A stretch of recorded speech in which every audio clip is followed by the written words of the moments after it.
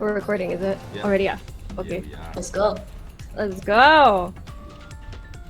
Hi everyone, welcome to the GigaBash podcast that we're doing in conjunction with the PAX East Online 2021 event. So we've just revealed our brand new character, Rohanna, and she's an amazing new addition to our already amazing roster.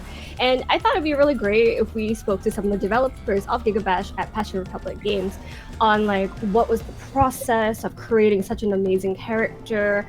Were there any challenges and difficulties? So in general, it's going to be a pretty fun time. We're all being really casual, and everybody's gathered here for this panel discussion thing podcast. There we go. All right. So before we get into it, let's introduce everybody and start with CERN. Oh, good. Thank you so much, Sophie. Hi, everyone. I'm CERN, the founder of the team. I think I'm the oldest in the group. You can see that from my lack of hair appeal. Yeah, so I'm officially the oldest kaiju in the team. Yep, that's me. Oldest but wisest, of course, right? and shiniest. And let's continue with Mel. Hi everyone, I'm Mel. I'm the co-director of GigaBash. My main responsibilities are on art and production, and also level and feature design. Cool. And let's get an intro from Aiken. Hello everyone, I'm Aiken. I'm also a co-director of GigaBash. I'm also a game designer in this game, responsible for character combat design. Cool, nice. And let's get an intro from Yi-An. Hi, my name is Yi-An, and I'm one of the many concept artists working here at Passion, and I was in charge of finalizing the design of Rohanna. Very nice. And an intro from Jack. Hello, I'm Jack. So I'm a gameplay programmer for this game. So what I did mainly is creating many of the character skills in this game. Yep. Very cool. And finally, we have me. I'm Sophie, and I'm actually the project coordinator for GigaBash, which is super exciting for me because I joined the team as a fan of GigaBash. I didn't know I get to work on the game. Bada bang! And I get to work on it, which is super great. And I get to host this. This is really neat. So before we get into like the dev stuff, I guess, let's continue to focus on us. How is everyone doing in the time of the pandemic? I'm losing it, so you can tell I'm doing great. Yeah, I think in the past months, I think everyone is working from home. The COVID situation in Malaysia is still unstable. We still have like around a few thousand new cases every day, but unfortunately, I think everyone in our team is staying healthy so far. Yeah. I think currently many of our teammates are, doing their best coping with different kind of challenges at home, like, the technical challenges, communication challenges, and also like, isolation. Yeah, I think Mel here can also agree with me that, as some of the young parents in our team, we're also doing our best catching up with the development while dealing with all the little kaijus at home. Yeah. So even though there is quite a bit of challenges, ahead of us, we are also very grateful for all the care and supportive thoughts from our GigaBash Discord channel, as well as the good feedback, coming in from the social media. So that really keep us, in good spirit, keep us going. And I believe, our team will continue to do well with all this continuous support. So a big shout out to our Discord members. Thank you so much.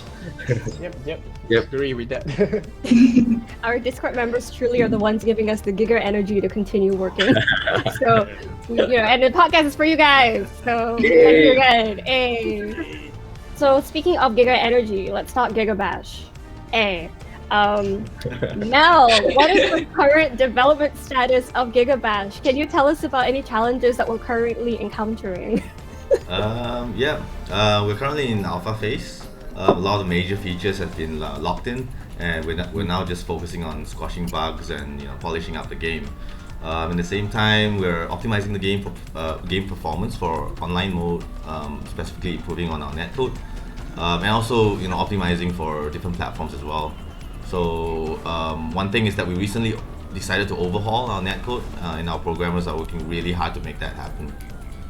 Yeah, and on challenges, I think apart from the usual challenges of building a game, one of the biggest one we're facing currently is with testing and finding bugs. As we're a small indie team, and the game requires 4 players in a time to play. As much as we enjoy playing the game and testing GigaBash on work time, we still have other tasks to work on. So and on top of that, working from home just means that we couldn't just casually grab anyone who's free in the office to test the game. So that makes it even more challenging for us. So let's focus on the star of the show today. We've just introduced this amazing new character, Rohanna, and everybody is here so that we can find out more about her as a character and as a fighter. So my first question is, what were the inspirations for Rohanna's design? So in the beginning, we kind of want this creature to represent Malaysia, and we were inspired by this local legend called Sang Kelembai, which is a giantess that is half human, half animal, that can turn living things into stone. And so we are inspired to do something similar, which is a magical creature that is half plant and half animal. And because this represents Malaysia, we just look no further from the Bunga Raya and the Malayan tiger. And so the idea of Rohanna evolved from there. I think that's really cool. So are there any kind of tiger-ish elements in her design or something? Yeah, you can't see it at first, but when she transforms into S-Class, you can see the tiger design on Rohanna really clearly on the petal collar and her petal dress, the tiger stripes. Oh, the stripes. Okay, I was about to ask, is it flat out there's a tiger behind her? It'd be neat developer fun fact. So it makes me wonder, there's so much love and thought that was put into Rohanna's design. What is the coolest part of it? Because I personally just really like the way she poses when she wins, because I've never seen it for myself, but other people who beat me who play Rohanna have. I like the way that she has that regal kind of I won pose. I think that's super cool. That's my favorite thing. But to you, what is the coolest part of her design that all of our friends should check out the most? Well, I mean, I also haven't seen that pose, very sadly. Yeah, but I guess for me, the coolest part about Rohanna is her corrupted arm. So coming back to the idea of Sang Kelembai, we wanted to show the monstrous personality of Rohanna.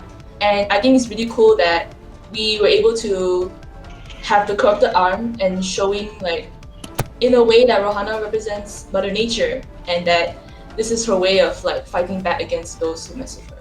Yeah, that's right. Mother Nature said PvP me in the pit. So one of the other things I think that's really cool about Rohanna is that the name Rohanna in itself is pretty common. I think I can say here in Malaysia. It's a fairly common girl's name, but I know for a fact that our Rohanna has a bit of lore, a bit of cross-cultural something going on with the name. So what is the story behind Rohanna's name? Yeah, that's actually quite interesting. As you guys might know, that we have one of our colleagues actually is named Rohanna. She's actually appeared in one of our previous videos, specifically the Skorak podcast, I believe. Tarabak podcast, I think, yeah. So what's funny is that when we first created this character, we knew that we wanted it to represent Malaysia, but also we knew that we wanted the character to to be from nature, to be on the side of nature instead of all the monsters out there. Yeah. So going back to the inspiration from Malaysia or representing Malaysia part, we felt that we wanted something that sounded Malaysian as well in name. So what's interesting is that the name Rohanna, the raw word in Malay actually means spirit, and Hana means flower in Japanese. So we felt that that's kind of a very fitting name, merging the Malay representation, Malaysia representation, and the the influence of Japanese kaiju, hence the Japanese word, and merging the both of them together, and that became Rohanna. So we felt that that's very fitting for the character and for the monster itself, for the design. If you look at it, so we just decided to go with that name. And for good measures, we just added in another N to kind of differentiate the spelling a little bit, so that we don't get confused. But even though we still do get confused with the real person. In the office. I actually, when I was referring to her or talking to someone else, I actually put in two N's when I was talking about the person instead of one N. But that's just a habit. I mean, I made that mistake before when I was a couple months into the job.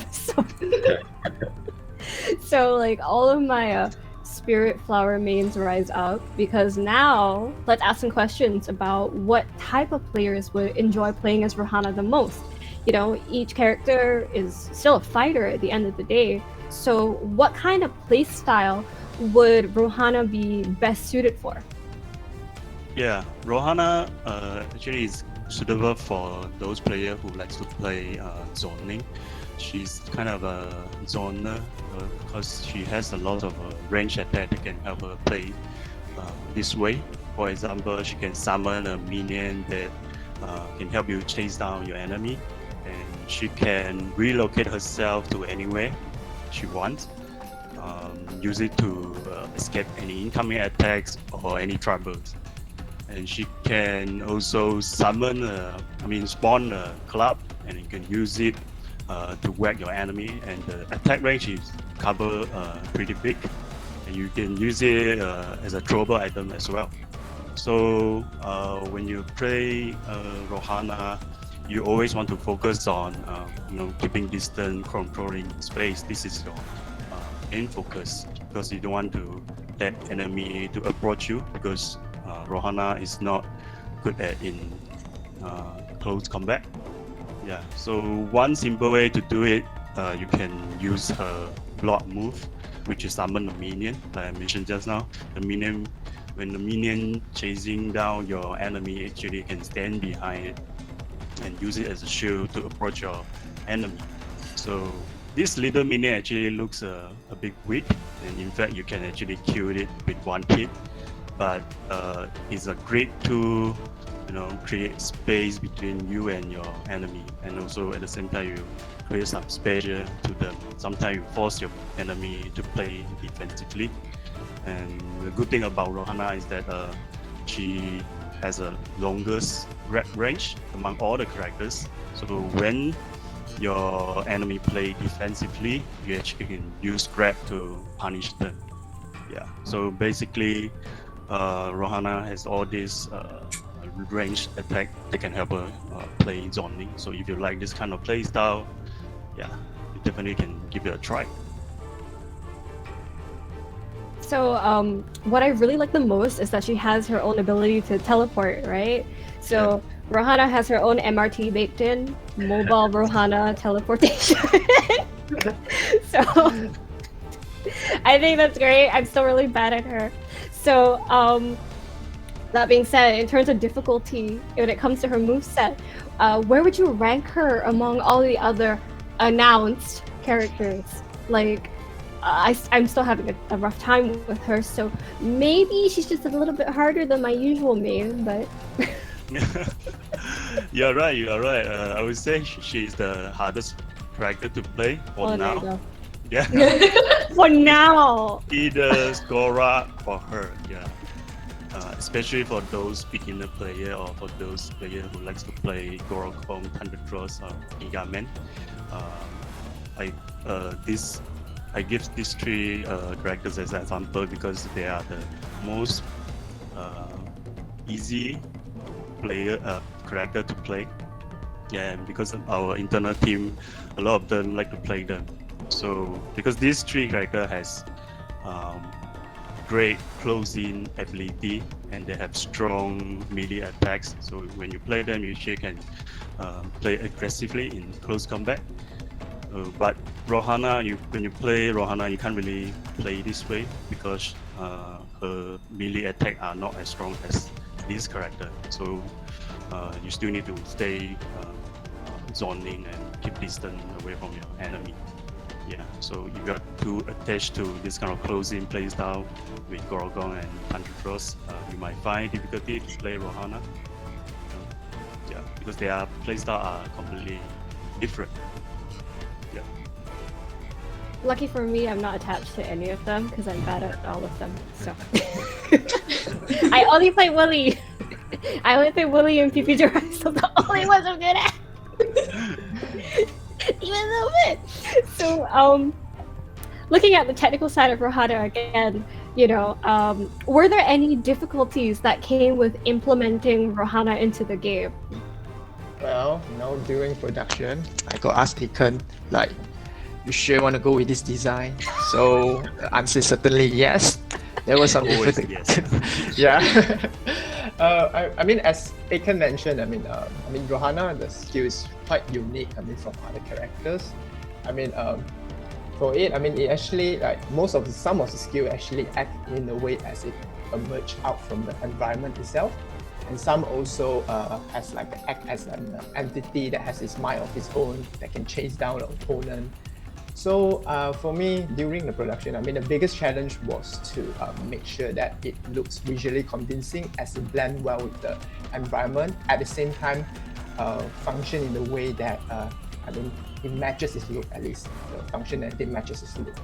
So I remember one of the examples I can give is one of the skill we ourselves call it a spike, a skill which is grow out from the ground like a thorn, and it can actually grow on top to the building. So I remember I need to work back and forth with Aiken and some of the VFX artists and also some of our concept artists just to figure out a best visual. At the same time, I need to figure out the best technical method to make sure that both of them integrate well together. And at least it can, when players play using that skill, it looks as the skill is blends well with the environment. At the same time, it works as the way we want it to be. Yeah. So was there additional difficulty trying to get it to blend with the more urban environments in game? Yeah, actually we go with as you know, most of our level they have like different elevation with buildings.